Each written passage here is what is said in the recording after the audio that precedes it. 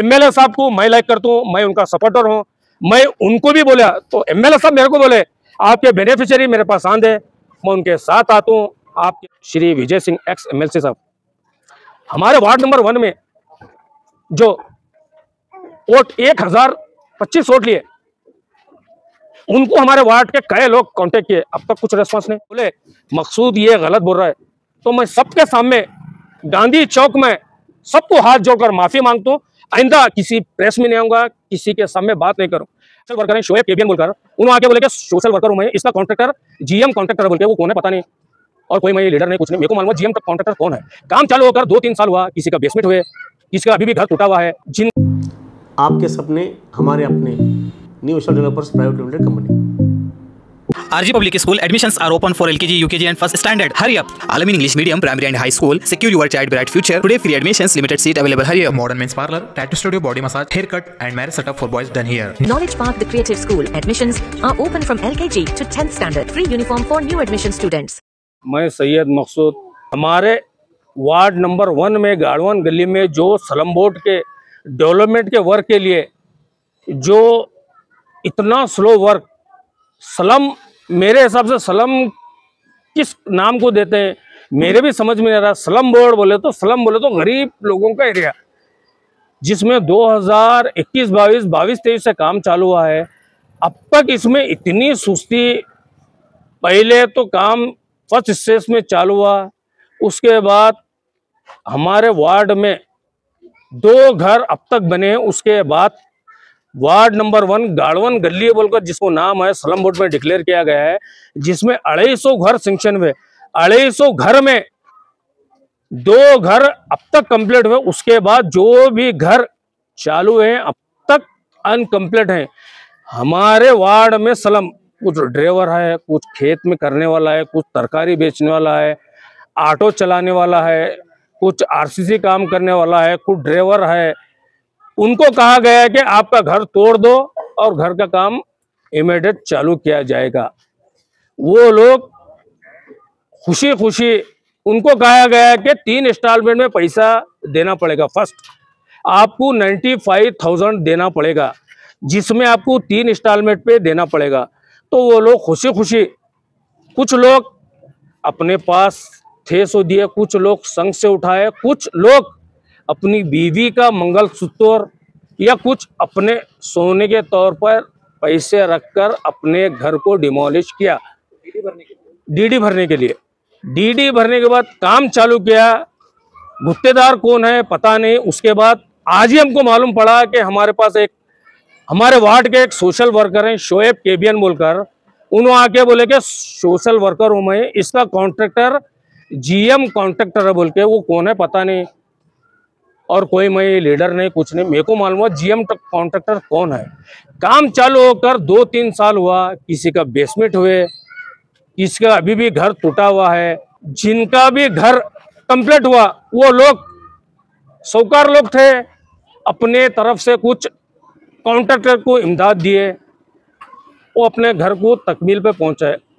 अब जो घर अनकम्प्लीट हैं, आज भी वो लोग किराए के घर पर हैं, वो मोहताज हैं, लाचार हैं। उसका जिम्मेदार कौन? क्या ये वार्ड के मेंबर की जिम्मेदारी है, स्लम बोर्ड की जिम्मेदारी है, किसकी है मेरे को पता नहीं। दूसरी बात, अभी एक 3-4 महीने पहले अभी मालूम हुआ कि एक सब कॉन्ट्रैक्टर आया है। हमको तो कॉन्ट्रैक्टर भी मालूम नहीं, सब कॉन्ट्रैक्टर भी मालूम नहीं। सब कॉन्ट्रैक्टर काम अर्जेंट करा रहे, कुछ लोग साहूकार लोग खुद पैसे दे रहे हैं, काम करा ले रहे हैं। जैसा कि मालूम है लाख रुपए के काम को 6 लाख काम हो रहा है, तो साहूकार लोग लाख भी दे रहे हैं, 2 लाख भी दे रहे हैं, 3 लाख भी दे रहे हैं, अपना काम तेजी से करा रहे हैं। मेरा सवाल ये है, 250 घर में 25 घर साहूकार के हैं, 225 घर गरीब के हैं। वो लोग पैसे कहां से लाकर देंगे? जब 25 लोग पैसे दे रहे हैं तो काउंटर का सवाल है, उन्होंने पैसे दे रहा है तुम भी दो। रेती महंगी है, तो मेरा एक सवाल है, I am class 1 contractor, Syed Maqsood class 1 contractor, मैं भी कॉन्ट्रैक्टर हूं। हमारे एग्रीमेंट में यह रहता है रेट की कोई सीमा नहीं, एग्रीमेंट हुआ काम कर देना। रेट महंगा हुए, रेती बंद है, उसका कोई सवाल नहीं। तो मेरा कॉन्ट्रैक्टर से ये सवाल है, आपके एग्रीमेंट में टाइम ऑफ रेट क्या है? आपके एग्रीमेंट में ये है क्या रेती महंगी हुई तो बेनिफिशियरी से पैसे लेना क्या? और बेनिफिशियरी को ऊपर वजन ये डाला जा रहा है क्या बेसमेंट आप कर लियो, बेसमेंट में भर्ती आप डाल लियो, तो उसका जिम्मेदार कौन? अगर ये सही है तो मैं अपने तौर पर गांधी चौक पर ठहर कर मैं ये मुतमईन होता हूं और करता हूं कि मेरा सवाल स्लम बोर्ड से, गवर्नमेंट ऑफ कर्नाटका से, बसो कल्याण के एमएलए से, मेरा सवाल अगर ये गलत है, गांधी चौक में ठहर कर मेरे वार्ड नंबर 1 गाड़वन गली में हर किसी के घर पर जाकर सबके हाथ पैर पड़कर मैं माफी मांगता हूं। मेरा पूछने का मतलब यही है, गरीब लोग हैं, इनको जो तकलीफ, कॉन्ट्रैक्टर हो या सब कॉन्ट्रैक्टर हो, इसके कई ऑडियो मेरे पास हैं, इसके बेनिफिशियरी मेरे साथ हैं, आप उनके भी जुबानी सुन सकते हैं। लोगों का जो कहना है कि हमारे पुराना लेट चालू है काम, मतलब खोल के 2 साल, 2.5 साल, 3 साल हुए, लेकिन अब तक खाली छत पड़ा है, किसी की पिलर है, किसी की बेसमेंट है। तो इसके बारे में आपका क्या कहना है? मेरा बोलना वही है, पिलर पड़ेंगे लोग आगे रह नहीं सकते, छत पड़ेंगे आगे लोग नहीं रह सकते। आज बरसात की ये हालत है, अच्छे घर लोग छोड़कर मजबूरन अपने रिश्तेदार के पास स्कूल में रह रहे हैं, जहाँ पर छत पड़ा है, गिलावा नहीं हुआ, कैसा रहेंगे लोग? उसका भी कोई रिस्पॉन्सिबिलिटी है क्या? नहीं। इसका जिम्मेदार क्या म्युनिसिपालिटी है, स्लम बोर्ड है, क्या इंचार्ज मिनिस्टर है, क्या बसो कल्याण का एमएलए है? जो नए घर चालू जो है वो फास्ट हो रहा है, पुराने घर का काम स्लो हो रहा है, इसकी क्या वजह है?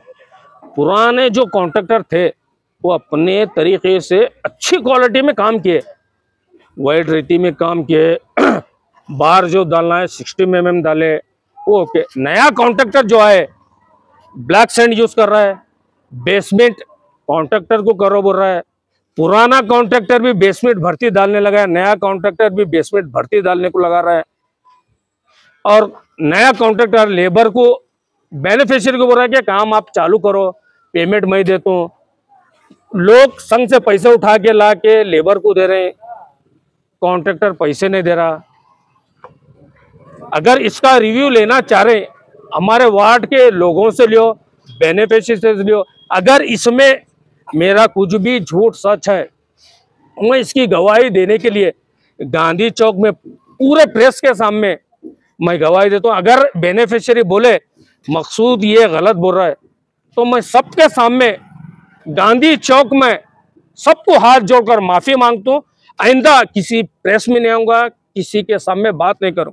और हमारे बसो कल्याण के जो डिफेटेड कैंडिडेट हैं श्री विजय सिंह एक्स एमएलसी साहब, हमारे वार्ड नंबर 1 में जो वोट 1025 वोट लिए,